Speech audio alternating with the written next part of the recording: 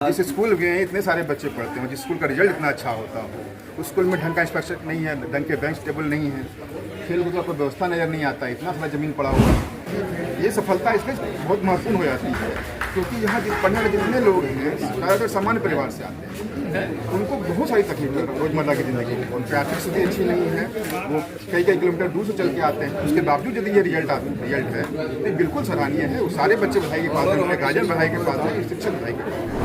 नमस्कार, सशक्त भारत देख रहे हैं और हम आपके साथ योगेश सिंह। आपको बता दें कि यहाँ से हमने आपको पहले भी खबर दिखाई थी कि बलबट्टा राम सुंदर राम +2 विद्यालय बलबट्टा का प्रदर्शन जो है वो पिछले कई वर्षों से शानदार रहा है। इस बार भी टॉप 10 में कई छात्र छात्राओं ने यहाँ पर अपने विद्यालय का परचम लहराने का काम किया था और आज वही उन्हीं तमाम परीक्षार्थियों के सम्मान में सम्मान समारोह का आयोजन किया गया था।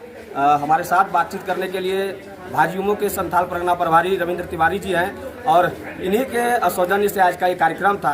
सर, क्या कहेंगे, बलबट्टा का प्रदर्शन लगातार देखिए कई वर्षों से विद्यालय के स्तर पर देखें तो ये कमाल का प्रदर्शन है ना, ये मैजिक।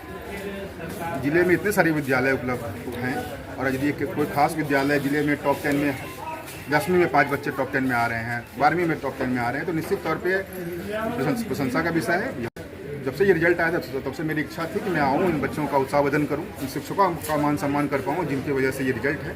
ये मेरा गांव, मैं यहीं का ग्रामीण हूँ, पास में मेरा गांव पड़ता है। इसी इच्छा के साथ आज ये सम्मान समारोह का आयोजन किया गया। आप स्कूल में आए, विद्यालय में क्या कुछ कमी अभी दिख रही है और क्या कुछ व्यवस्था दुरुस्त करने की आवश्यकता है? कमियों की बात किसी और दिन कर लेंगे। आज सम्मान का विषय था। कमी तो आप पत्रकार हैं, आप भी यहाँ के ग्रामीण ही हैं, तो आप देखते होंगे कमियाँ हैं।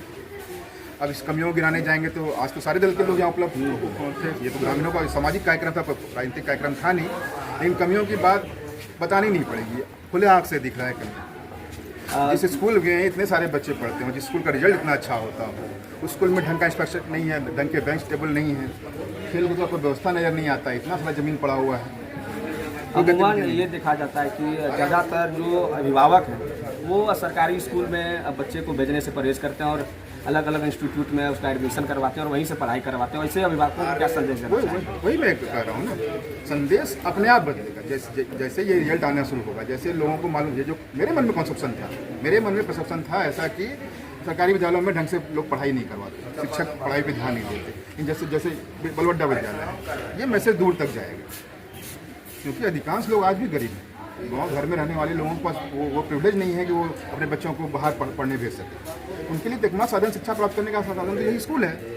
तो यदि ऐसे नए शिक्षक आएंगे जो पढ़ाई पर ध्यान देंगे, ऐसा रिजल्ट आएगा तो लोगों का मानसिकता बदलेगा। लोग अधिक से अधिक लोग बच्चे अपने लड़कियों को खासकर स्कूल भेजेंगे, उनको शिक्षा प्राप्त देंगे, ऐसी उम्मीद है। लड़कियों का भी शानदार प्रदर्शन रहा, बहुत अच्छा। वही मैं बता रहा हूँ कि ये सफलता इसलिए बहुत महत्वपूर्ण हो जाती है क्योंकि यहाँ पढ़ने वाले जितने लोग हैं ज़्यादातर सामान्य परिवार से आते हैं, उनको बहुत सारी तकलीफें रोज़मर्रा की ज़िंदगी में, उनकी आर्थिक स्थिति अच्छी नहीं है, वो कई किलोमीटर दूर से चल के आते हैं। उसके बावजूद यदि ये रिजल्ट है तो ये बिल्कुल सराहनीय है। वो सारे बच्चे बधाई के पास हैं, उनके गार्जियन बधाई के पास हैं, शिक्षक बधाई के पास हैं। तो ये हमारे साथ संथाल परगना प्रभारी भाजयुमो के रविंद्र तिवारी जी थे और इन्हीं के ये यहाँ के स्थानीय समाज सेवी भी हैं और इन्हीं के कार्यक्रमों द्वारा आज का कार्यक्रम रखा गया था। बाकी मेरा नाम योगेश है, कैमरे के पीछे अंकित और आप सशक्त भारत देख रहे हैं।